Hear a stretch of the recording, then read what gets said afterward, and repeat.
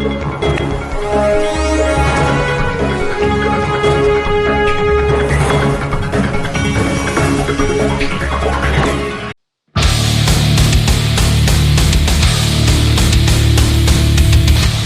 Gerung tidak melanggar hukum.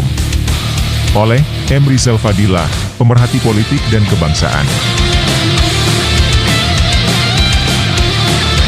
Ceramah pada acara buruh di Bekasi yang kemudian dikenal publik dengan bajingan tolol dan bajingan pengecut, ternyata menimbulkan reaksi. Rocky Gerung dilaporkan ke polisi.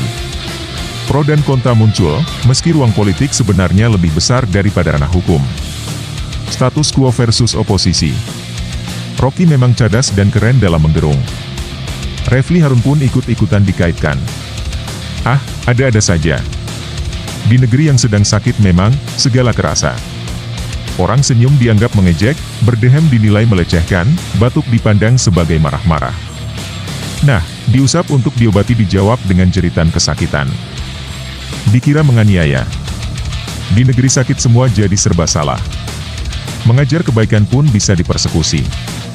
Rocky Gerung dengan bajingan tolol dan bajingan pengecutnya tidaklah dapat dikualifikasikan sebagai perbuatan melawan hukum. Persoalan maksimal hanya etika semata, itu pun harus dibaca dalam konteks kritik terhadap kebijakan Presiden Jokowi, yang dinilai telah menjual kedaulatan negara Republik Indonesia kepada Republik Rakyat Cina, RRC. Delik penghinaan kepada Presiden yang dilaporkan telah ditolak Mabes Polri. Ini dikarenakan kualifikasinya adalah delik aduan, clutch delik, yang kecil kemungkinan Presiden Jokowi menjadi pelapor. Pemaksaan penggeseran delik pun dilakukan dengan menarik Undang-Undang Nomor 1 Tahun 1946 Pasal 14 dan atau 15. Soal penyebaran berita bohong. Bareskrim menarik 13 laporan dan pengaduan di berbagai wilayah kepolisian ke Mabes Polri. Mungkin yang dimaksud kabar bohong itu adalah kalimat, ambisi Jokowi adalah mempertahankan legasinya. Dia masih pergi ke Cina buat nawarin IKN. Dia masih mondar-mandir dari satu koalisi ke koalisi yang lain untuk mencari kejelasan nasibnya. Dia tidak memikirkan nasib kita. Itu bajingan yang tolol. Adakah kalimat tersebut melanggar hukum dan memenuhi rumusan pasal 14 atau 15 Undang-Undang Nomor 1 Tahun 1946? Tentu tidak. Pasal 14 ayat 1 dan 2 dan pasal 15 Undang-Undang Nomor 1 Tahun 1946 itu memiliki 3 unsur yang mesti dipenuhi seluruhnya, yaitu 1. Menyiarkan atau menyebarkan. 2. Berita bohong atau kabar angin atau kabar yang disiarkan dengan tambahan atau dikurangi. 3. Keonaran. Bahwa Jokowi ke Cina dan menawarkan IKN adalah fakta. Soal mondar-mandir koalisi, itu bisa fakta bisa opini atau persepsi, tetapi tidak ada bohong. Ungkapan mempertahankan legasi hingga soal nasib, seluruhnya opini atau persepsi, sehingga tidak ada fakta. Sedangkan dalam aspek hukum soal bohong itu harus ada fakta benar dahulu. Nah, fakta benar itu tidak ada atau tidak terbukti, sehingga sampai kapanpun tidak akan ada bohong.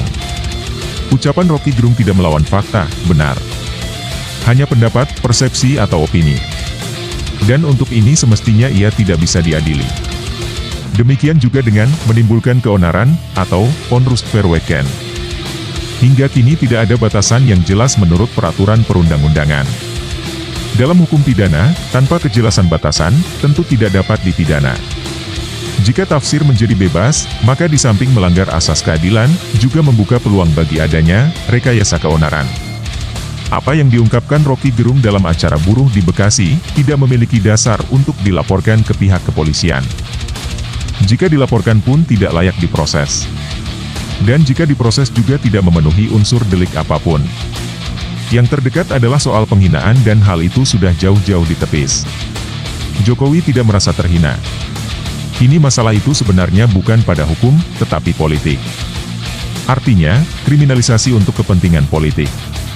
Penguasa lawan rakyat atau pemerintah lawan pengkritik.